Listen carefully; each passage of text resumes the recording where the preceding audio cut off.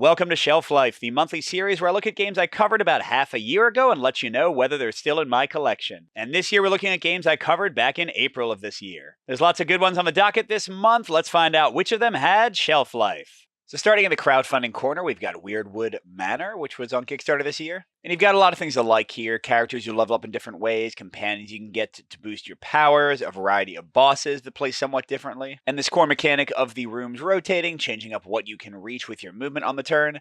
I thought it was fine though. I thought the actions felt a little bit limited sometimes, and the variety was good but not amazing. But I'm also not a huge fan of pandemic-like and crisis management games, usually.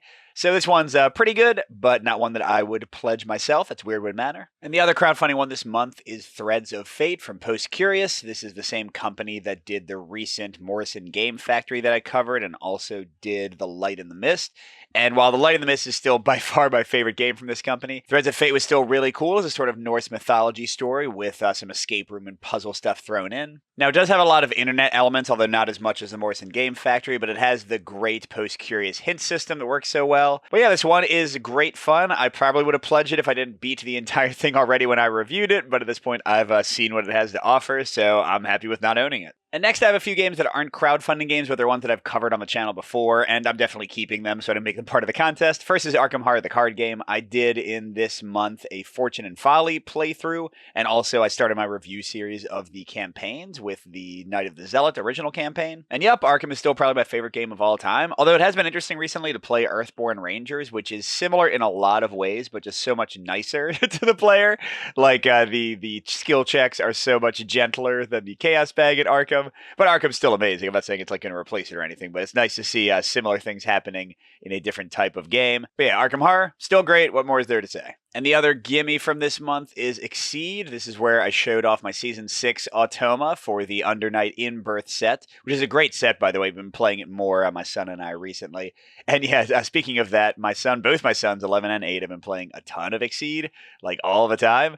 So if only because of how much we're playing and having a great time with it, this is, again, like easily in my top 5 of all time, maybe top 3, maybe top 2, I don't know. And I think my solo mode is still great. You know, I'm mostly playing competitive right now, but it's still a fun way to throw down and battle with some people. And I'm definitely planning to keep it going with the next set coming up, which is Guilty Gear. But yeah, Exceed, still amazing. Let's get to some games that I might actually call or keep. So our first matchup is Maximum Apocalypse versus Steampunk Rally. And Maximum Apocalypse first. This is an adventure game that I kind of bounced off of when I played the original core set. But in this month, I reviewed the new Wasted Wild set. And then they sent me review copies also of the original core set and the like Haunted Gothic Horrors one that they have both revised. And the revised versions, I think, are great. They deal with almost all of my complaints about the original, take away a lot of the frustration, while still having the fun sort of roguelite, exploration, character variety, card play goodness that was always part of the game.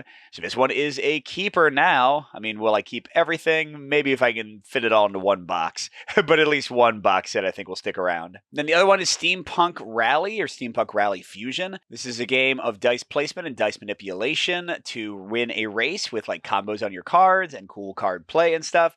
I think it's a great game, but sadly the solo mode is just kind of like a beat your own scores kind of time trial thing. And my kids and my regular gaming group didn't love the competitive play. So I liked it better than everybody else, but that is the death knell when solo is not the best way to play and nobody else really wants to play it that much. So Steampunk Rally Fusion loses out to Maximum Apocalypse. And then next is Distilled versus Summoner Wars 2nd Edition. Very different games. So Distilled is a great Euro. I gotta admit, I love the theme, like making the different drinks and stuff, but it's very clean to play. It's pretty quick to play. I do like the distilling mechanic where you're making your spirits and everything. I just think it's a ton of fun. I did soft cull it to Peter's house, though, because it's one of those games that the solo is very good. I love the puzzle-based solo, but I like it way better for competitive. That's how I tend to be with Euros in general, and Peter really likes it too. So I'm only ever going to play it with Peter, so I put it at his house, and now he owns it instead of me. So I'm going to call it a call, but this is an awesome game. Fully recommend if you like the theme at all, if you like light to mid-weight Euros. Really fun game, Distilled. which means that I kept Summoner Wars 2nd Edition. Now, the only way to play this officially solo is with the online campaign mode, which I'm showing on the screen right now, which you don't even need to own the game to play. And it's really good. Like, it's kind of random. It has a great challenge level. They've got some fun story elements. The big thing missing is that I want them to add more campaigns, so there's more character variety. But here's the real reason I'm keeping Summoner Wars 2nd Edition. I love it for tactical gameplay. I love it for faction variety. My son, my oldest, really likes it a lot too. Now, are we playing as much as Exceed? Heck no. It hasn't hit the table in a few months, but I wanted to hit the table and I bought a lot of the extra factions and things. So it is great. I'd love if I could find a way to make a solo mode work at some point, but I haven't had the time or the creativity to do that yet. But yeah, the online mode is really good, and the actual competitive play is amazing. So that's Summoner Wars 2nd Edition, and I'm keeping it over Distilled. So there you go, 2 old standby keeps that are certainly not going anywhere, 2 new keeps out of 4, and also some decent crowdfunding games. But let's get to the contest results and see how your guesses turned out. So starting with Group 1, Maximum Apocalypse had a pretty clear lead over Steampunk Rally. 2/3 of you knew that I would keep that one. And Group 2 is also very confident. Summoner Wars got almost 3/4 of the vote over Distilled. And we had a ton of entrants this month and a ton of correct ones since it was only 2 options. The yellow names are our Patreon supporters who get double entries, and the red names are people who entered but did not want to be in the contest. And here we go. We've got a D4 and then a D20, 2 and 3.